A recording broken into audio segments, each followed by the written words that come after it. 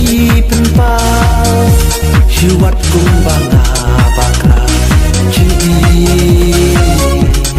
baklau hiru kun pim small tu tang ya pi ngai ai a ya jasa ke umma nga suran ban bangan geno